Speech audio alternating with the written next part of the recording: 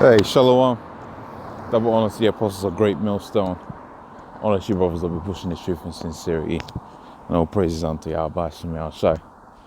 Okay, so I'm gonna go into a little video, little economic studies, if you will.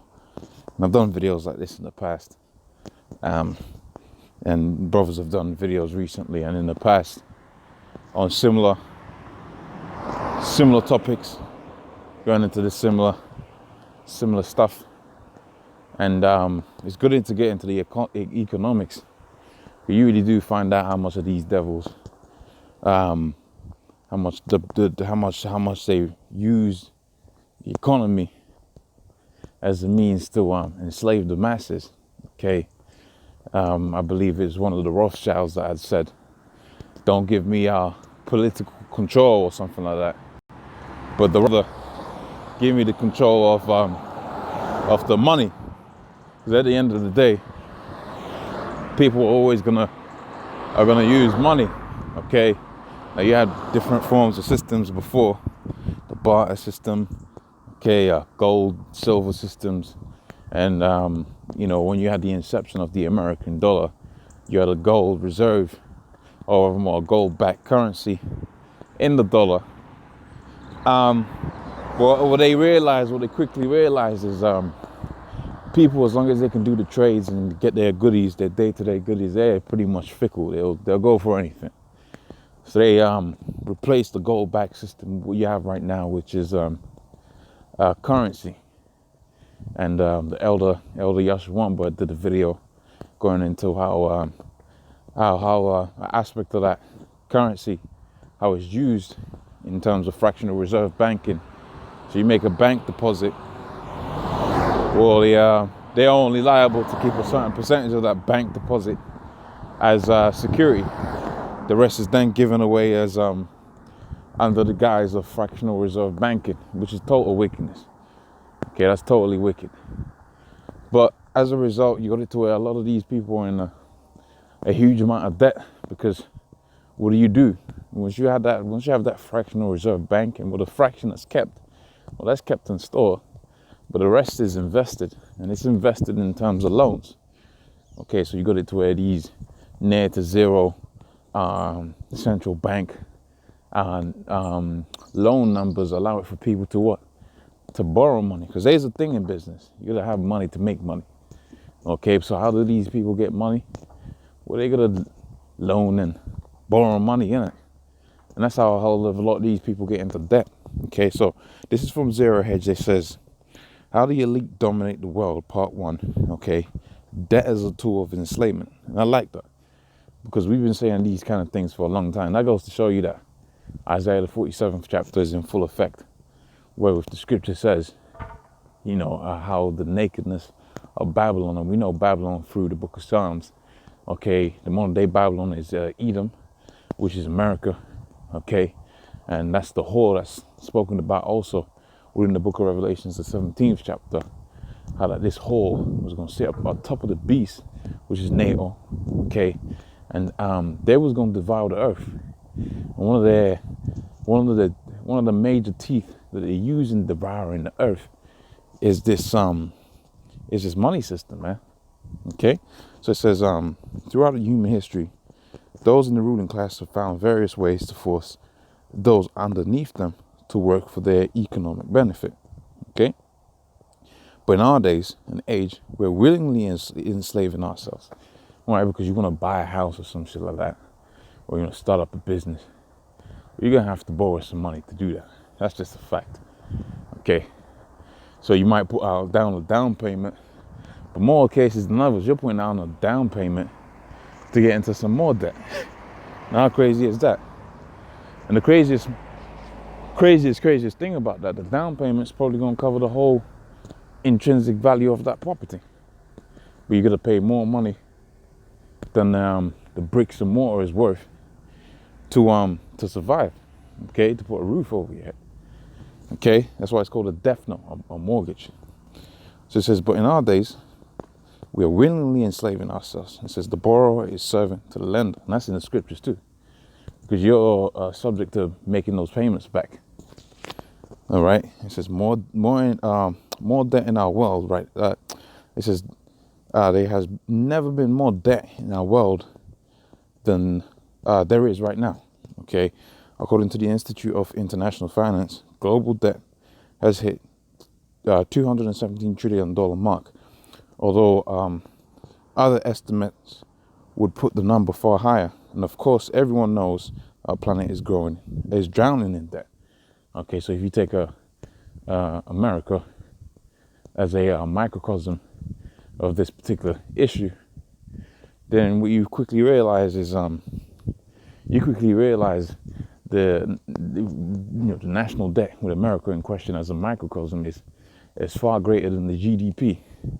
That is to say, you're borrowing and using up more than you make. That is to say, you ain't ever going to be able to pay that back.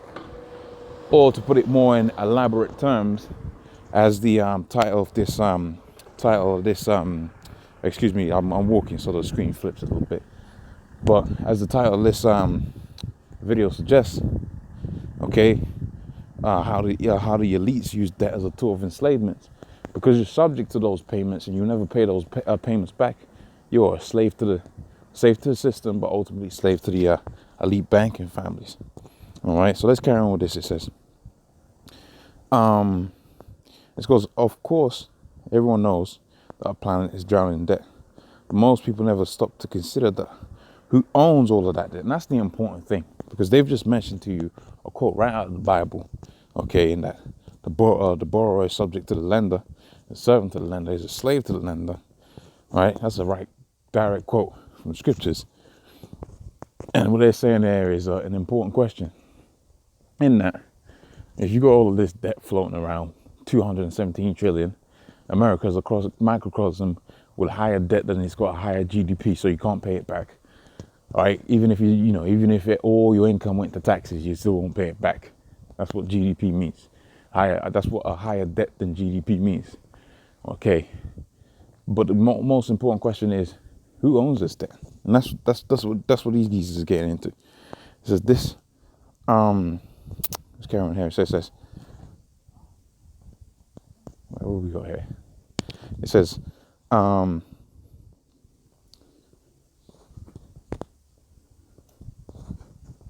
okay.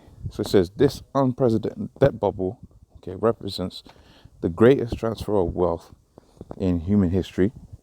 And it says those that are being enriched are extremely wealthy, elitists, at the very, very top of the food chain. That's what they speak about, the 1%. And he goes on to say, it says, okay, so this is the next paragraph. So it says, every year the gap between the planet's ultra rich and poor becomes greater, right? And greater. It says this is something that I've written about frequently, and that financialization of the global economy is playing a major role in this trend. So the entire global financial system is based on debt. That's important. That's why it's basically based on slavery, because you, as it says, you're subject to making those payments. All right. So let's see if we can pull up a little bit. I can't remember if they got any more meaty points in there. Okay. Right. So let's just hit some of these subheadings. And pretty much, the point's really made in most of the stuff I've said, but some of these subheaders might go into some other stuff that could be pertinent. So it says, all right, it starts at a very early age. We greatly encourage our young people to go to college, and we tell them not to even worry about how much it will cost. And that's one of the key pillars of this enslavement by way of debt. Okay, you get a bachelor's, master's, and if you're an idiot, if you're a 3-tier idiot, you get a doctorate. And in any field of understanding, in any field of knowledge, any field of a facet of work, what you find out is, even though you got a PhD or a master's or a doctorate or bachelor's rather more, you find out is you get retrained at a job. They'll put you on a certain amount of retraining. Okay, so you might have all these degrees and so on and so forth, but the business functions as its own entity, right, independent of any college degree. Unless, of course, they've put together that collegiate studies. So, for instance, if you have a massive company like, I don't know, Jaguar or something, Jaguar might say, okay, let's go to Warwick University and we need to work on this next engine. And you might be in that particular field of work, but the vast majority of your studies are not going to be catered to what you need for those for that job. That's why in the olden times, your father will work with you on a particular trade, and you'll just be a bad dude at that trade for the rest of your life. Okay, but in going to college and going to university, you get acclimatized to this debt system. You get acclimatized to borrowing money, and by the time you leave college, you're already 60 grand in debt. You're gonna buy a house, so you save up a little bit of money on your so-called job and that, but not to pay off the debt that you had initially, but to get some more debt in buying a house. And if you're an even bigger fool, you get yourself married, you got more debt. So the time you're in your mid-30s, man, you could easily be in 100K's worth of debt, negative, not positive, negative. But you walk proud though, right? Okay, we'll go on to the next subtopic. So it says, in order to get around in society, virtually all of us need at least one vehicle. Auto loans are becoming very, very easy to get these days. Okay, so you're walking around with a car, you're gonna, show up, stunt to the ladies and that. You'll get yourself a vehicle. You ain't gonna get no regular vehicle now though, are you? You can get the best vehicle that you can get. And that means you're gonna pay up top dollar, man. And, the way they set up this whole, 3 years ago, I thought people were buying these cars outright, man. Okay, but what you do is you go to a car dealer, okay, you pay them off, whatever it's going to pay off, but that money you got, you had an auto loan from the bank, okay? But again, all of this debt's mounting up, but who really owns this debt, right? It's your masters, your real masters, that be in the elite banker families, man, the Rothschilds, okay? They own all of that debt, okay? So let's carry on, let's see if we can get some more points. Right, so if you own your own home, right, I mentioned this as before. It says that is going to mean even more debt. It says in old days, mortgages were only 10 years in length, but now they're 30 years. So what does that suggest, right? So if it was 10 years, okay, so relative to your pay packet, and you're clearing that thing in 10 years, that means if it's gone 30 years, man, it's far exceeding the value of what it used to be back in the day. The craziest thing is, we're still talking about the same area, still talking about the same bricks and mortar, still the same house, but you're paying 3 times as much for it because it's taking you 3 times as long, and possibly even more, because really what you have to realize is the value of any currency out here has gone down multifold. So people are getting paid more, but actually having less money, if that makes sense. If you've got economic mind, you understand what that statement means. Okay, that means to say there's been a vast devaluation of the currency. So you might have thousands and thousands of pounds you get paid yearly, but the amount that actually gets you is not all that much. Okay, I remember I've read certain stories where he was like, if you had £10, then that means that's £10 sterling. Man, you was good for a hell of a long time, man. Maybe a couple of years, all right? And now you got £10 these days sterling.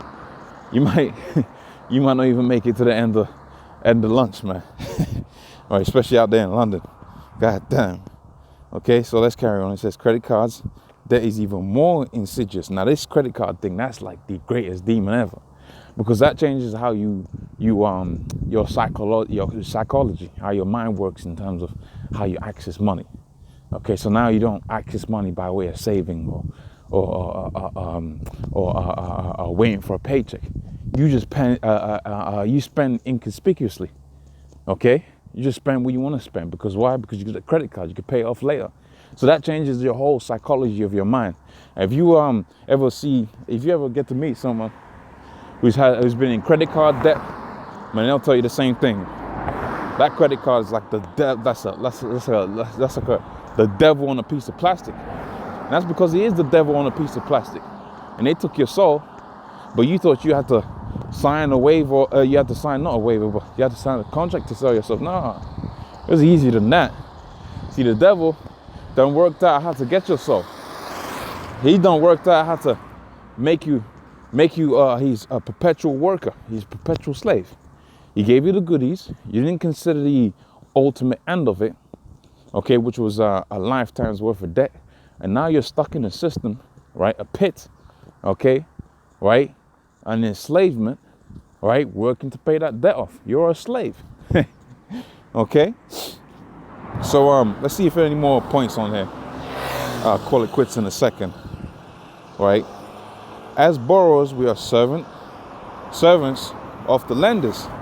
And most of us don't even consciously understand what has happened, what has been done to us. It says, in part one, I have focused on individual debt obligations, but tomorrow, in part two, I'm going to talk about how the government debt, right, and corporately enslaves us, and that'll be a good article to get. So when that thing is released, Lord's will, I'll do a part two to it. But hopefully, man, there's let's read this. I'll read this a little bit. So it says, so we spend so much time on the symptoms, but if we ever want permanent solutions, we need to start addressing the root of the problems. There is a tool of enslavement, and the fact humanity is now more than $200 trillion in debt should deeply alarm all of us. Okay, so that's what they're basically saying is you should be alarmed that these bankers have basically enslaved you by allowing you to have easy access to debt, easy access to cash, but it was negative cash. It was money that wasn't there before. All right, it put you in negative. So, I mean, hopefully that was of edification. You know, say double honest. I would say all praise unto Yahweh Hashem Yahshai. Double honest, the apostles, great and no stone. Honest brothers pushing this truth in sincerity. All right, shalom.